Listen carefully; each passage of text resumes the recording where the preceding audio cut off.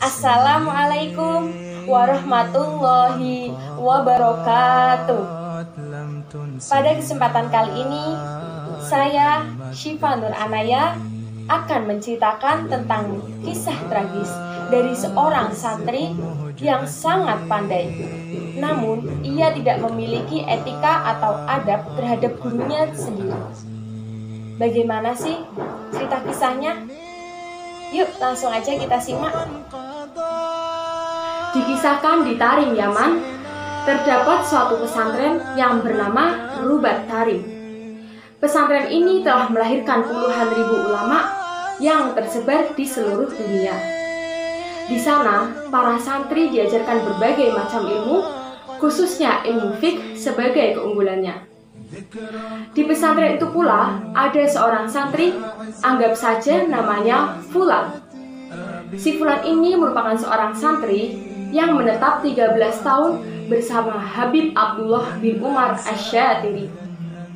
Ia sangat cerdas, kuat hafalannya, tangkas, dan rajin, hingga dikatakan bahwa ia menjadi santri yang sudah mencapai derajat mufti saking pintarnya. Ia juga hafal semua masalah fikih yang terdapat dalam kitab Tuhfatul Muhtaj, yaitu sebuah kitab yang tebalnya 10 jilid cetakan Darul Biya atau 4 jilid cetakan Darul Kutub Ilmiah. Kesehariannya di pesantren, si Fulan ini disukai oleh teman-temannya, sebab ia dibutuhkan oleh rekannya untuk menjelaskan pelajaran yang belum dipahami serta mengajar kitab-kitab lainnya. 13 tahun menjadi santri Rubat Tarim, tentu saja hampir dipastikan kapasitasnya ia termasuk ulama besar. Namanya pun tersohor hingga keluar pesantren bahwa ia termasuk calon ulama besar yang akan muncul berikutnya. Hingga akhirnya setan mengelabui si Fulan. Ia pun merasa menjadi orang yang paling alim, bahkan ia merasa kualitas dirinya sejajar dengan kealiman guru besarnya. Tidak cukup sampai di situ, kesombongan itu berlanjut hingga ia berani memanggil gurunya dengan namanya saja. Di mata ahli ilmu, hal ini sungguh tindakan yang sangat tercela dan kesombongan yang nyata. Melihat kesombongan si Fulan, Al-Habib Abdullah Asy-Syatiri sabar dan memilih diam saja. Syidi Syekh Muhammad bin Ali Ba'atiyah mengatakan, diamnya seorang guru saat muridnya tidak sopan pada gurunya tetap akan mendapatkan azab dari Allah Subhanahu wa Ta'ala. Kesombongan itu pun berlanjut. Si Fulan pada suatu hari akan keluar dari Rubat Tarim untuk menuju ke kota Mukalla untuk berdakwah.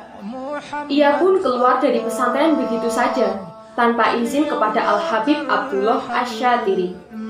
Hingga pada saat Madras Ribat, sebutan untuk pengajian rutinan di Rubat Tarim, Habib Abdullah menanyakan perihal keberadaan si Fulan yang biasanya duduk di depan, namun tidak tampak. Kemanakah si Fulan? Sebagian murid yang mengetahui menjawab, si Fulan sedang berdakwah ke kota Mukalla. Habib berkata, apakah dia izin kepadaku? Sontak, murid yang lainnya diam saja.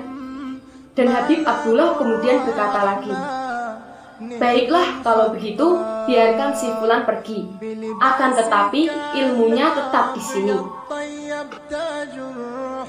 Di sisi lain di kota Mukalla, Yaman, para ahli ilmu dan thalibul ilmi dan para pecinta Habib Abdullah Asy-Syatiri yang mendengar bahwa si Fulan santri senior Rubat Tarim akan mengisi ceramah di Masjid Baumar Mukalla Kodim, mereka pun berbondong-bondong datang. Mereka mempersilahkan si Fulan untuk memberikan ceramahnya. Si Fulan naik ke mimbar dan memulai isi ceramahnya. Ia memulai dengan basmalah, hamdalah, sholawat kepada Nabi, amma ba'du. Kemudian ia membaca sebuah ayat dan ingin menjelaskan ayat ini. Namun ternyata dia terdiam seperti kayu yang berdiri tegak, dan kebingungan tak mampu berbicara menjelaskan ayat tersebut. Hingga dia duduk 5 menit. Dia terdiam di hadapan para jamaah. Dia menoleh ke jamaah dan mereka juga memandang si fulan. Hingga akhirnya dia duduk menangis karena semua ilmu yang pernah ia dapatkan, ia hafalkan, hilang seketika tanpa ada yang tersisa sama sekali. Semua jamaah terkejut melihat hal itu. Salah satu ahli ilmu di kota Mukalla, yaitu Habib Abdullah Shadiq Al-Habsyi, yang mana beliau pernah mondok mencari ilmu di Ribat Tarim selama 9 tahun, beliau mengerti bahwa pasti ada sesuatu yang tidak beres dengan si fulan ini. Kemudian datanglah khobar bahwa si fulan telah isa'atul adab atau berbuat kurang baik terhadap gurunya. Ia pun bertanya pada si fulan. Setelah mendengar penjelasannya, si ahli ilmu menasihati agar si fulan minta maaf pada sang guru. Karena memang sudah dikuasai oleh setan, ia pun enggan untuk tawaduk dan meminta maaf pada sang guru. Hidupnya pun bertambah tragis, ilmunya sudah hilang, dan tanpa ada keluarga ataupun teman yang peduli kepadanya. Hingga ia hidup dalam keadaan sangat miskin di pinggir kota Mukalla, dan sehari-harinya ia menjual arang di area toko pasar. Hingga akhir hayatnya, ia hidup dalam keadaan miskin, bahkan untuk sebuah kafan pun ia tak punya, dan diberi sedekah oleh ahlul khair yang dermawan. Inna lillahi wa inna ilaihi roji'un. Dari kisah ini, mari kita semua perbaiki etika kita kepada guru kita dan kepada siapapun di sekitar kita.